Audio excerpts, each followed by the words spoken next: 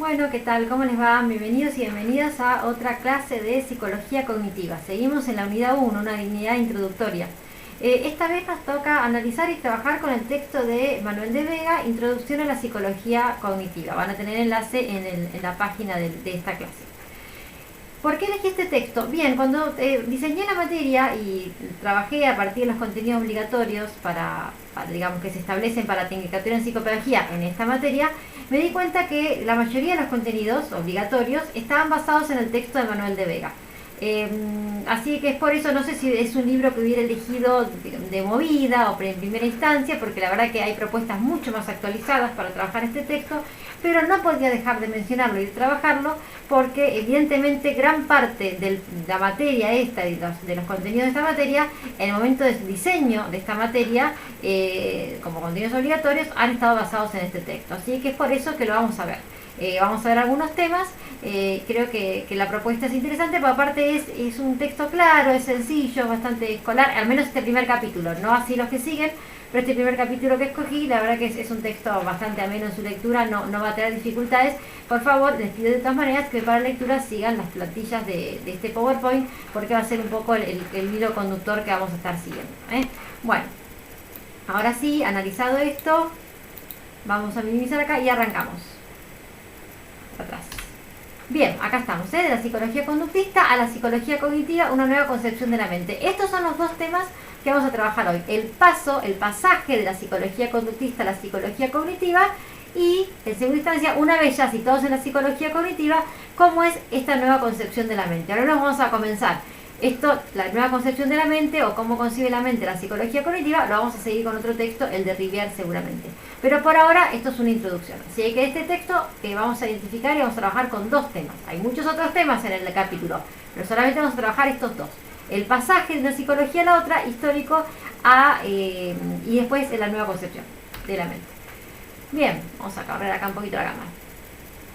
No se te pone la cámara para que no moleste. Ahí estamos. No, acá va a molestar. Ahí. Bueno, el texto es de Vega.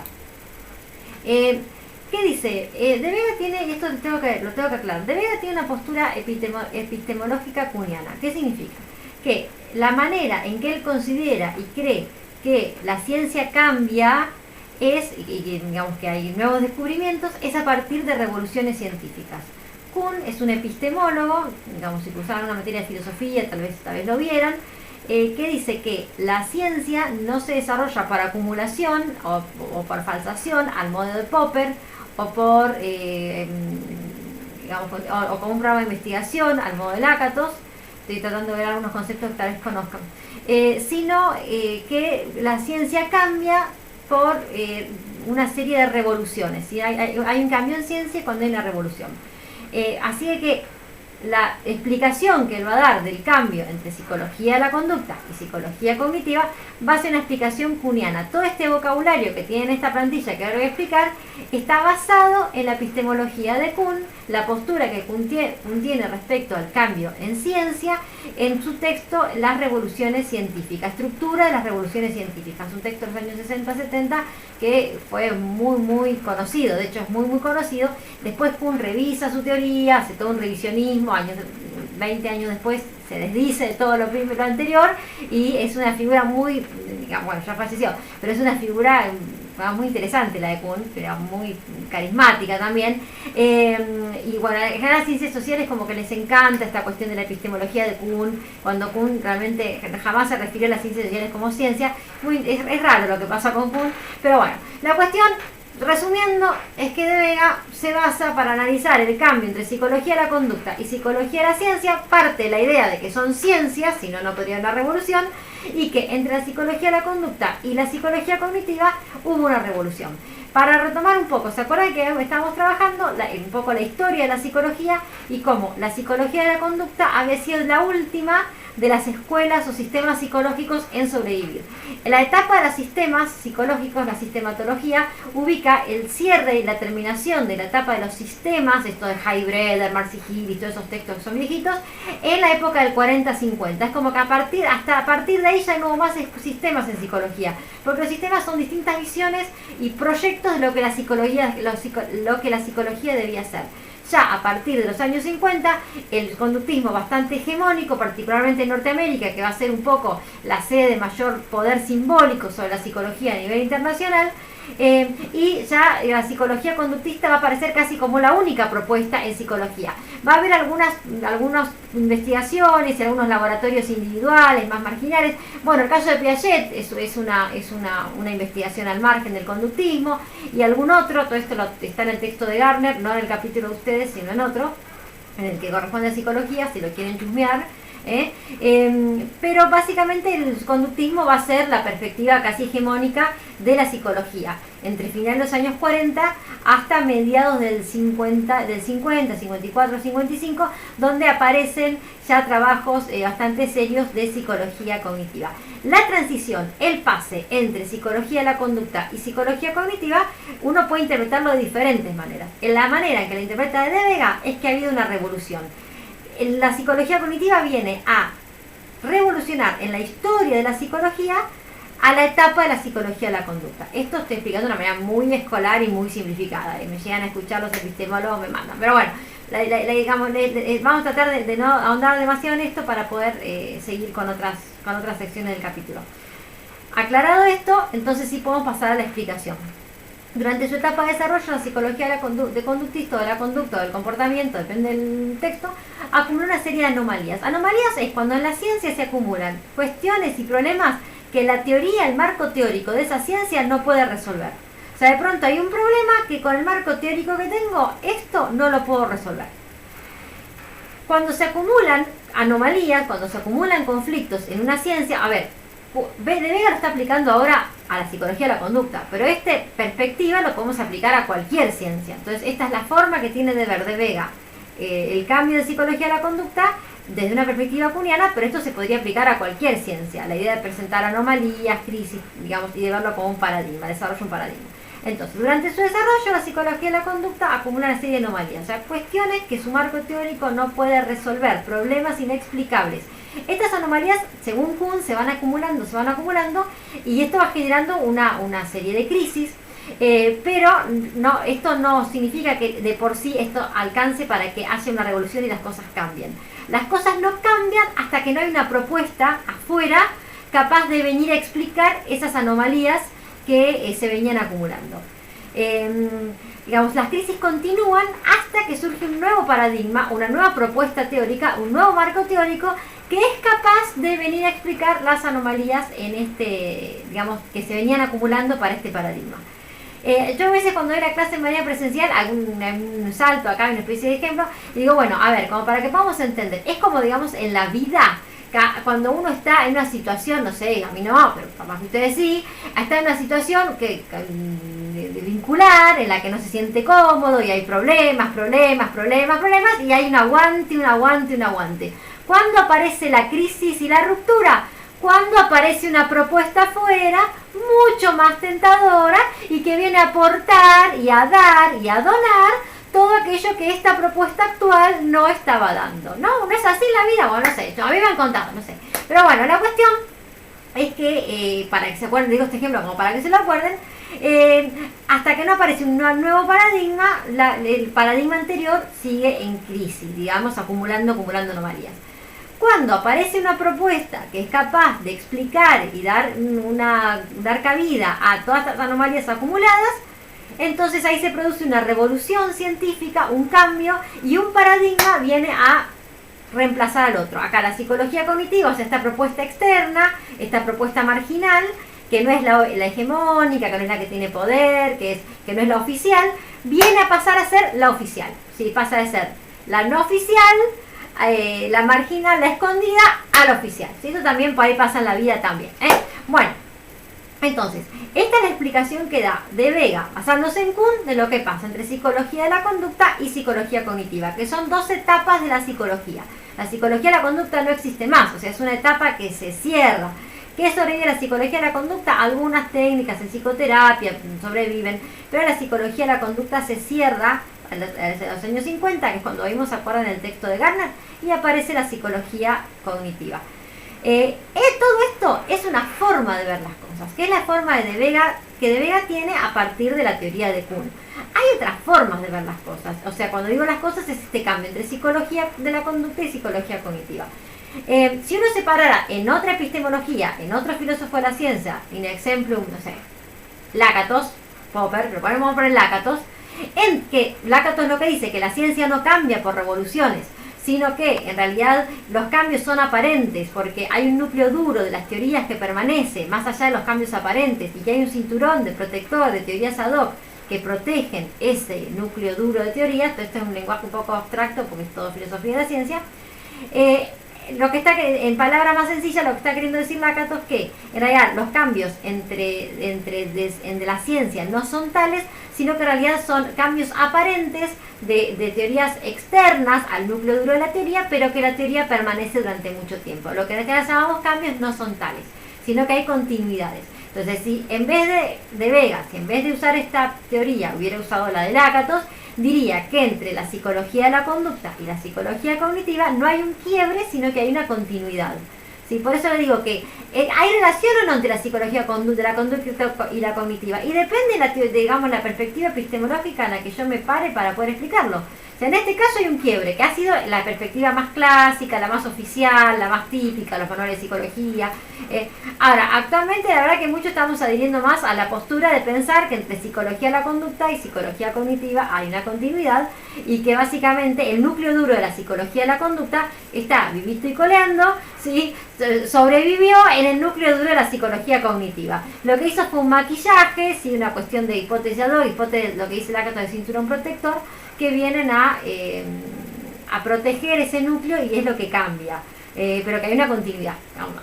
Algunos preferimos para ir a una postura más de ese tipo, pero bueno, esta es una visión muy muy clásica que van a encontrar en casi todos los manuales de quiebre entre psicología conductista y de la conducta, de la cognitiva. Y es por eso, como es una cuestión de quiebre, que los psicólogos cognitivos que adhieren a esta postura de quiebre hablan muy mal de la psicología de la conducta. Es como un quiebre en el sentido de, bueno, es como hablar muy mal del ex. O sea, cuando uno conoce a base, uno habla mal del ex. Bueno, esta cuestión de acá lo ex es la psicología de la conducta. Entonces, tanto el texto de Gardner como el de Vega son textos académicos, obviamente no hay valoraciones personales, pero ahora que tiene un sesgo negativo con respecto a la psicología de la conducta, porque aparte estaban muy cerca y se estaban queriendo desprender de la psicología de la conducta. Cuando digo muy cerca, digo temporalmente. Son textos que ya tienen muchos años, muy cercanos a la etapa de la revolución. Ya ahora somos todos más grandes, y podemos asumir eso, y podemos asumir que en realidad estamos más emparentados con el conductismo de lo que pretendemos estar. Bien, sigamos. A ver, se colgó, ahí va. Bien, De Vega va a mencionar algunos factores que no los vamos a desarrollar, simplemente los mencionamos, está en la página 28, que influyeron o que digamos fueron determinantes, factores internos que influyeron en la crisis del conductismo como psicología. Que es la insuficiencia del asociacionismo. Esto tiene que ver con acá De Vega está interpretando que hay un asociacionismo aristotélico de la psicología de la conducta. No lo vamos a desarrollar, simplemente lo vamos a mencionar. La interpretación inadecuada del evolucionismo, acá se refiere a que digamos, la postura de la psicología de la conducta es muy darwiniana, y entiende que de alguna manera lo que esto se abusó de esto, concibiendo la idea de que todos los experimentos en animales se podían extrapolar, digamos, o aplicar después a la conducta humana, porque evidentemente había una continuidad evolutiva entre el animal y humano. Y el cognitivismo ve ahí una falla. Y una crisis en la noción de ciencia, porque el conductismo es una noción muy positivista de la ciencia, el círculo de Viena, la idea de que lo que uno estudia tiene que ser un objeto observable, empírico, digamos, el método tiene que ser empírico. Entonces hay toda una postura muy rígida con respecto a lo que tiene que ser la ciencia, con la que el conductismo quiere todo el tiempo adaptarse y conciliarse. El conductismo quiere conciliarse con esa visión de ciencia positivista, y a esto el cognitivismo se lo critica. La foto es de un experimento que después lo googlean, capaz que lo conocen, y si no, lo buscan si no lo conocen, porque digamos la inteligencia es curiosidad, ¿sí? La inteligencia es interés, así que todo, digamos, evidentemente las personas que somos curiosas tienen que ver con eso, tiene que ver con la inteligencia. Así que les invito a interesarse y a curiosear todo lo que surge para saber más y aprender más. La foto esta es del experimento muy famoso de Watson, muy famoso, del pequeño Albert. Lo buscan el pequeño Albert, el experimento con Watson, el niño al que de alguna manera se le trató de inocular una fobia, no es eso, no es un condicionamiento, que se realizó un condicionamiento clásico en el pequeño Albert. Bueno, ahí es una foto histórica. Después, pero de Vega tiene una postura kuhniana bastante light o flexible en tanto en cuanto considera que además de factores internos, hay factores externos que tuvieron que ver con esta crisis del conductismo, que son la teoría de la comunicación, la ciencia del ordenador, esto fundamental, la ciencia de la computación. Sin ciencia de la computación no hubiera habido cognitivismo, ¿sí? La psicolingüística, digamos, estamos hablando acá de los aportes de Noam Chomsky, ustedes lo van a ver en otra materia, donde Chomsky postula el lenguaje al modo de un software computacional y algunos problemas prácticos. Pero básicamente nos vamos a quedar acá más que nada con la ciencia del ordenador y la psicolingüística de Chomsky, no cualquier psicolingüística, la de Chomsky, como factores externos que evidentemente ejercieron una influencia para precipitar la caída del conductismo. La foto que tienen ahí también es una foto histórica, ese es Skinner, ¿sí? Con los experimentos con palomas, tal vez lo vieron el año pasado en Psicología General, también es una foto histórica, después si no lo googlean también en Wikipedia. Bueno, seguimos. Acá voy a mover un poquito la cámara, ahí va. Entonces les decía que en esta clase vamos a ver dos temas. Por un lado, el cambio entre psicología de la conducta y psicología cognitiva, que es una introducción breve, nada más algunas aproximaciones, algunas nociones genéricas respecto al tema, que lo vimos ahí en las anteriores plantillas. Ustedes tienen esto desarrollado en el texto de Vega, en las páginas señaladas.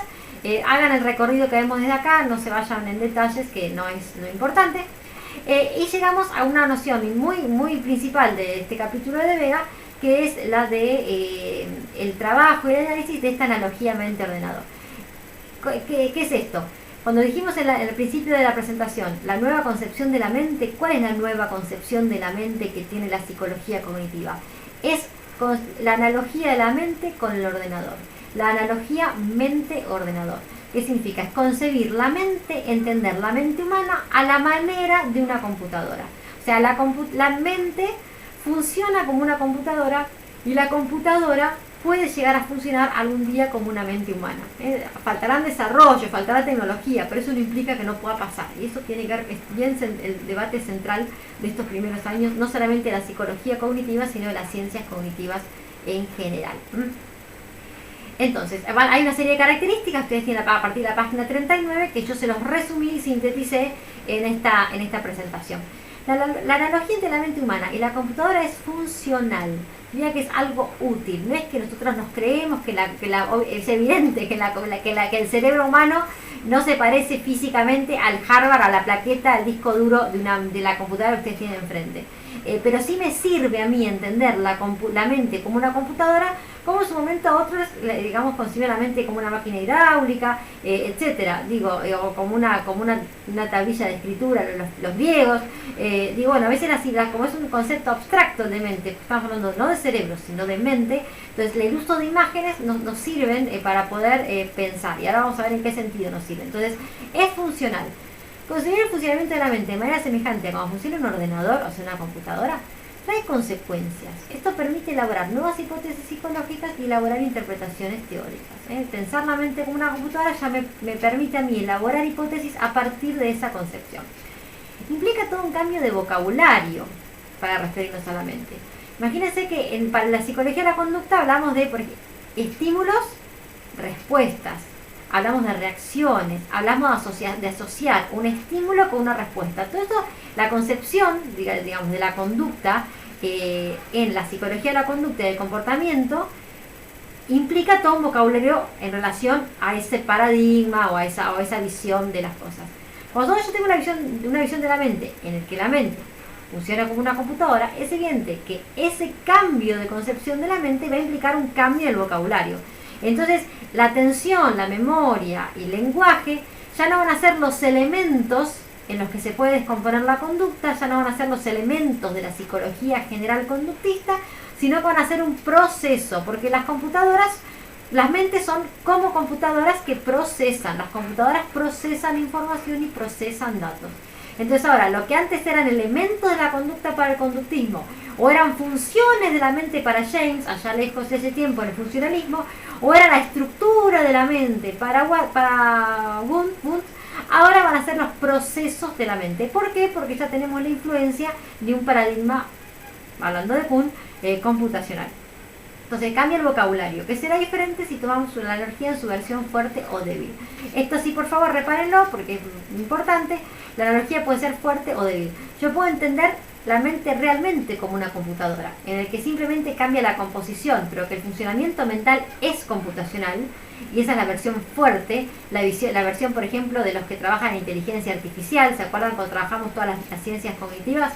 Bueno, por ejemplo, la versión fuerte es, por ejemplo, la de inteligencia artificial, donde están convencidos de que la mente es una computadora, y si la mente es una computadora, algún día los técnicos van a poder elaborar una computadora, una mente humana artificial no parecida, igual a la mente humana. Eso, por ejemplo, la postura de Copland, ¿no? Que es un teórico de la inteligencia artificial. Y la versión débil es más la que tomamos nosotros en psicología cognitiva, que es la idea de la computadora nos sirve como metáfora, nos sirve como imagen, nos sirve como ejemplo, pero no pensamos que la mente sea una computadora, que la mente sea un ordenador, sino que lo tomamos como ejemplo, como en su momento Freud tomó la máquina hidráulica, por ejemplo, para explicar las fuerzas entre inconsciente, subconsciente, represión, etcétera. Era un ejemplo, no consideraba que la mente fue una máquina hidráulica. Bueno, acá lo mismo, acá lo que estamos considerando es que a la mente se parece en su funcionamiento y tiene mucho que ver con un ordenador. Esa es la versión débil. Por eso diferenciar los dos tipos de concepción de la analogía mente-ordenador. Analogía mente-ordenador es concebir entonces, homologar el funcionamiento mental al funcionamiento de la computadora. La mente funciona parecida a una computadora, por lo tanto la computadora puede funcionar parecida a una mente. Esta igualdad. La analogía del ordenador establece ciertas directrices de investigación, dicta y legitima ciertos objetivos de investigación. Por ejemplo, conocer cuál es el proceso. Si yo entiendo el lenguaje como un proceso, o un objetivo de la investigación del lenguaje será determinar la estructura de ese proceso. ¿Sí? ¿Cómo es el proceso, digamos, cómo se desarrolla ese proceso a nivel mental? Bueno, yo no voy a investigar el lenguaje, los elementos que lo componen, pues yo no creo que el lenguaje esté constituido por cosas. Creo que el lenguaje es un proceso y yo tengo que determinar ese proceso. Entonces, en ese sentido es que me determina y me dicta objetivos de investigación. Y condiciona la elaboración de teorías y de modelos. Y las teorías van a ser coherentes con esta idea de lo mental. Y por último, tiene una función instrumental, ¿sí? Permitiendo la construcción de modelos computacionales sofisticados. Gran parte, un área muy importante de inteligencia artificial es, por ejemplo, la de diseñar software que no solamente imiten el proceso mental, sino que imiten el proceso neuronal. O sea, que digamos, software que imite la forma en que las neuronas se comunican entre sí. Y que cuando se realiza una acción, un input en determinado grupo de neuronas artificiales, esas neuronas artificiales trabajen en red y de la misma manera como trabajaría la sinapsis neuronal orgánica. Entonces, la metáfora computacional de la mente nos permite, es muy útil para poder diseñar modelos digitales o modelos, mejor dicho, computacionales, de cómo funcionan las neuronas y procesos cognitivos más complejos. Pasamos a la otra plantilla. Ahí estamos. Bien, se hace el final. Hizo un poquito larga esta clase. Bien. En el texto de De Vega, ustedes van a ir siguiendo, como les decía, el hilo conductor que estamos siguiendo en la clase. Lo que no vemos en la clase lo dejamos porque entendimos que no es tan tan necesario para nuestra cátedra y sobre todo en el marco de una tecnicatura en psicopedagogía. Nos vamos a saltar ahora unas cuantas hojas y vamos a ir hacia el final del texto. Pasamos y llegamos al final del texto, donde vamos a tener... Acá, yo tengo la página 56, no sé la versión que tienen ustedes. Ahí, la cámara, ahí está. El subtítulo es Panorama del texto. En este panorama del texto, De Vega lo que hace es presentar los tres elementos que, en función de todo lo que dijimos, no pueden faltar en cualquier teoría cognitiva. Digo, cualquier modelo de la mente, cualquier modelo de cualquier proceso cognitivo, cualquier modelo de memoria, de atención, de lenguaje, de pensamiento, si es cognitivo el modelo, entonces no va, digamos, no puede ser falto, no le pueden faltar, no puede carecer de que se identifiquen fácilmente estos tres conceptos: el concepto de representación, de proceso y de estructura. Y ahora vamos a explicar, para esta plantilla, además del texto de Vega, que lo explica de una manera demasiado sintética, en 2 párrafos nada más, vamos a hacer una especie de doble clic mental, como si esto fuera un enlace, y nos vamos a ir a un texto que ustedes tienen también en la página, que es el texto de procesos cognitivos. Ahí va, ya vimos un capítulo en la primera clase, vamos a ver otros capítulos más adelante, no es un texto fácil, pero vamos a ver nada más que un par de páginas. Nos vamos a ir a la página de ese texto, en la página 12 y 13, donde ahí sí, en este texto se explica mejor la noción de representación y de procesamiento. Entonces ahí hacemos un enlace y conectamos el texto de Vega con el texto de acá de Quisling y Smith, y lo que hacemos es como consejo, hacer un resumen integrando los dos textos. Un resumen breve, capaz que pueda ser hasta un cuadrito, un esquema que integre las ideas de los dos textos. Entonces, ¿qué significa esto? En primer lugar, como ya habíamos hablado en el texto de Gardner, ¿se acuerda cuando vimos las características de las ciencias cognitivas? Dijimos que las ciencias cognitivas trabajan, en el libro de la Nueva Ciencia de la Mente, en el nivel de la representación, que no es el nivel biológico, que no es el nivel neurona, que no es el nivel sinapsis. Es el nivel de la tampoco es el nivel conducta, es el nivel de la representación. La pregunta es, ¿qué es la representación? Es muy importante para esta materia y para todo lo que viene que nosotros entendamos el concepto de representación. Es un concepto central, le podríamos decir, es el concepto en psicología, el concepto de representación. No podemos entender lo que es la psicología cognitiva si no entendemos el modelo, lo que es la representación. Porque justamente la psicología cognitiva trabaja en el nivel de la representación. Si yo no entiendo esto, no entiendo nada. Entonces es importante que lo leamos todo lo que sea necesario y lo trabajemos. ¿Qué es una representación? Para empezar, una representación es una huella física. A ver, cuando yo hago una marca de tinta en un papel, eso es una representación, es una marca, es una huella. Cuando yo por ejemplo, escribo la letra A en tinta en un papel, es una representación de la letra A.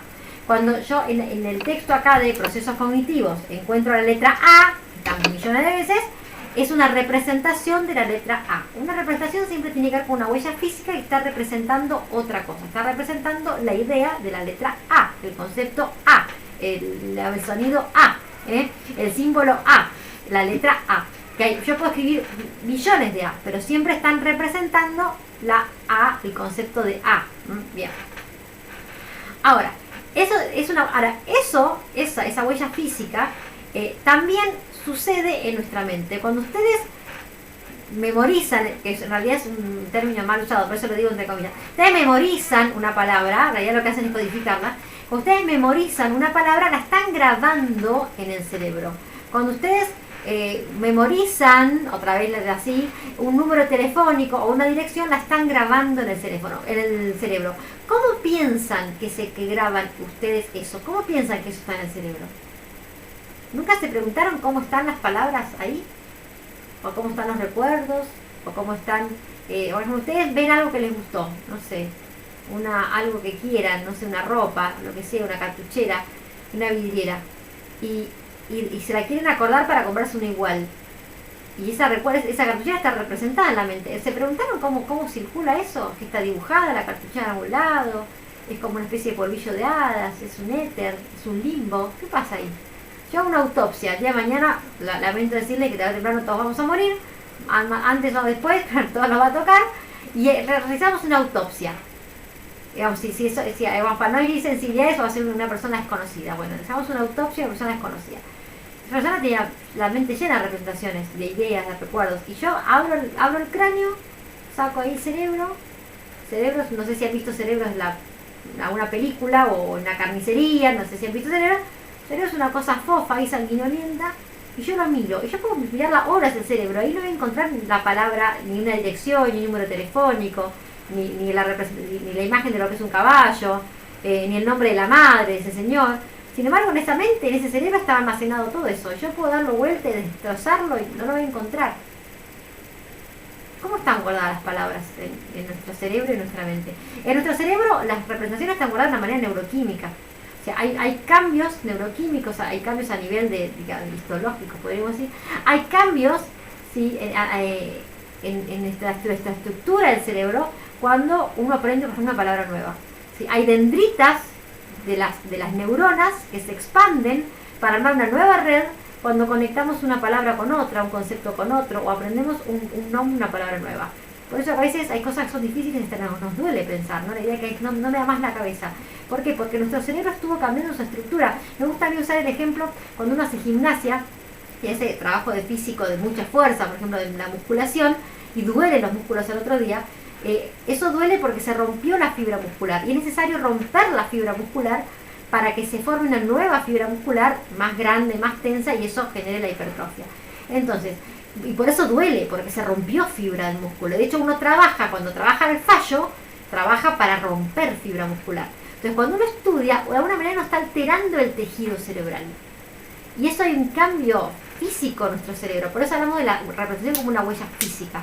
Si hay un cambio físico en el cerebro, ese cambio físico se evidencia después cuando yo evoco un número de teléfono o evoco un nombre que aprendí el nombre de Napoleón Bonaparte, yo evoco ese nombre y viene a mi mente, pero esa representación a nivel mental tiene un correlato físico en el cerebro. Entonces, toda esta propedéutica, toda esta introducción es para poder leer la definición, que me gusta más la de Koslin que la de Vega. Toda esta actividad mental versa acerca de algo. Un posible trabajo que podríamos escoger, la cara de un amigo que tenemos enfrente, pensamientos afectuosos de la última cita. Los psicólogos cognitivos intentan precisar cómo se representa internamente la información, cómo está guardada, dónde está guardada, de qué manera. Una representación, y acá tenemos la definición, es un estado físico, o sea, no es un éter, no es un polvillo de hadas, no es magia, es un estado físico. Como las señales en una página, los campos magnéticos en un ordenador o las conexiones neuronales de un cerebro, que transmite información, o sea, este cambio físico, simbolizando un objeto, acontecimiento, una categoría o unas características. Sobre representación, yo cuando veo una cartuchera que me gustó y la veo, una taza me gustó en una vidriera y después voy buscando, el negocio está cerrado y quiero comprar igual en otro negocio, lo que hago para poder encontrar una taza parecida es guardarme la representación de esa taza. Le hago una representación. La taza física, yo acá no tengo acá un vaso. La taza física no me la puedo guardar en la mente. No puedo entrar un vaso en el cráneo, no puedo entrar un vaso, una taza en el cerebro. La única manera en que yo ingrese esa taza que veo, ese vaso que tengo acá en mi mente, es que yo algo así como lo digitalice. Es como si lo escaneáramos. Ustedes no pueden meter este libro en el celular. No entra. Pero si lo escanean, entra. Digitalizado. Bueno, es como si nosotros digitalizáramos las cosas y las incorporamos. Y esas imágenes y eso que incorporamos son representaciones de las cosas. No es el vaso, no es la taza, es la representación de la taza. Es la representación del vaso. No es, yo de pronto conozco una persona y al otro día me acuerdo de ella. No me llevo a mi casa la persona metida en mi cabeza. Me llevo la imagen, la idea de la persona. Es una representación de esa persona de carne y hueso, que capaz que está a 20 kilómetros, pero yo la tengo, esa imagen quedó en mi mente. Como una representación, no como algo real. Bien, espero que se haya entendido, si no seguimos trabajando. De hecho, vamos a trabajar en la próxima unidad, pero esto es una introducción. Entonces, toda teoría cognitiva tiene digamos, como se basa en el nivel representacional, cualquier modelo de la mente, cualquier explicación de un proceso cognitivo va a tener un nivel de representaciones. Estas representaciones hacen cosas, esas representaciones circulan. Por ejemplo, un recuerdo yo lo tengo en memoria de trabajo, después pasa a memoria a largo plazo, cuando lo recuerdo y lo evoco, vuelve a mi memoria de trabajo. Las representaciones circulan en la mente. Bueno, eso es un proceso. El hecho de que yo vea una taza, me guste tanto que no me lo olvide nunca más y la codifique y la almacene en memoria a largo plazo, es un proceso, es el proceso de almacenar. Cuando recuerdo es el proceso de evocar. Cuando me lo olvido es el proceso de olvidar, pero siempre son procesos. Con esas representaciones, como dicen ahora, pasaron cosas. Pasan cosas para las representaciones y son estos procesos.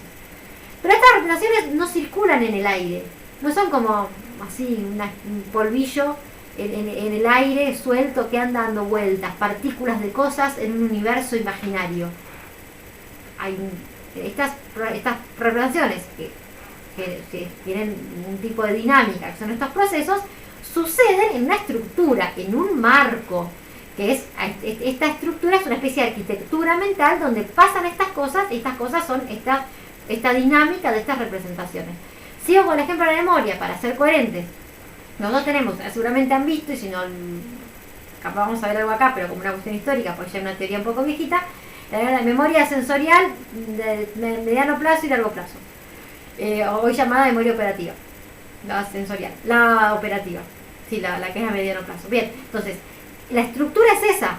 Entonces, hay una estructura que es una especie de boxer, de cluster, un box, que es una memoria sensorial, un box, un cluster, que es una memoria de mediano plazo, operativa o working memory en la actualidad, y una memoria, otro cluster, otro cubículo, otra caja, que es una memoria a largo plazo, donde la representación va circulando según esta teoría viejita, ¿sí? Que la teoría de multialmacén, o sea, no se usa más, va circulando de boxer o de cluster, ¿sí? O de box en box, ¿sí? De caja en caja. Bueno, lo que circula es la representación, por ejemplo el recuerdo. Yo percibo la taza, memoria sensorial, la tengo en memoria de trabajo, finalmente la almaceno en memoria de largo plazo. Cuando la recuerdo, la evoco, pasa de memoria de largo plazo a memoria de trabajo. Entonces, esta imagen de la taza es la representación. Esto que va sucediendo, que la evoco, la codifico, que va, que viene, pasaron 2 meses, me la olvidé, es otro proceso. Todos estos son los procesos, lo que sucede y lo que hacen, las dinámicas en las que están implicadas estas representaciones. Y por último, todo esto sucede en un marco. En este caso de la memoria, van a ser los clústeres de memoria. En el caso de la atención van a ser otras cosas, en el caso de la percepción van a ser otras. Pero me parece que la memoria, como es bien claro, vamos a ver, por ejemplo, la percepción en Fodor pasan por otra estructura, ¿sí? El sistema de entrada, transductor, el sistema de entrada, sistemas centrales. Es otra estructura, que la vamos a ver en la unidad 2. Pero la idea es esta, que todo esto sucede en un marco, en una estructura, en un orden, una especie de arquitectura que es, cada caso será diferente según el proceso cognitivo al que nos refiramos. Fíjense, fue larguísima la clase. Bueno, al no tener la presencia es complicado. Yo esquivo un poco la cuestión de las videoconferencias porque me interesa que la clase quede. O sea, que si ustedes la tienen que ver 10 veces, la pueden ver 10 veces. Una videoconferencia se pasó, se escuchó, son muchos y se pierde. Y las grabaciones de videoconferencias suelen ser una cabeza y una calidad tan mala que dificulta el aprendizaje, ¿eh? Entonces, por eso insisto con esto de los videos, espero que les sirva, ¿sí? Estamos en contacto y sí vamos a hacer prontamente y nos vamos a comunicar algún tipo de contacto por videoconferencia. Bien, de clase de consulta. Bien, seguimos en contacto. Que tengan una buena noche y una buena semana.